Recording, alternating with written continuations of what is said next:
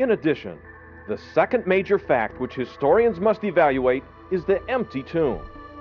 The majority of scholars who have written on this subject agree that the tomb of Jesus was probably found empty by a group of his women followers early on Sunday morning. That represents the historical core of the empty tomb narrative as we find it in Mark. Secondly, I think that the empty tomb story is also multiply and independently attested in early sources. The empty tomb was preached very early. You've got Paul in 1 Corinthians 15 saying, he died, he was buried, what went down is what came out, and what came out is what appeared. Why is that solid evidence? Well, because critics, if you're using this methodology that says we'll use the facts critics admit and facts which are well attested, Paul is admitted to be an eyewitness.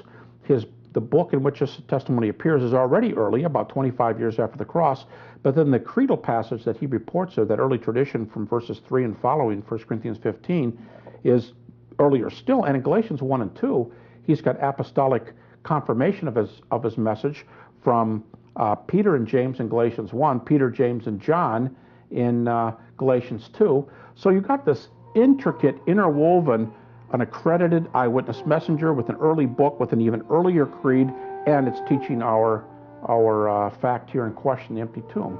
Further, there is one final piece of evidence that proves Jesus' tomb was empty. The Jewish leaders themselves testified to this fact. The earliest Jewish response to the proclamation of the resurrection was not to point to the occupied tomb, but rather to say that the disciples had stolen the body. It was itself an attempt to explain away why the body was missing.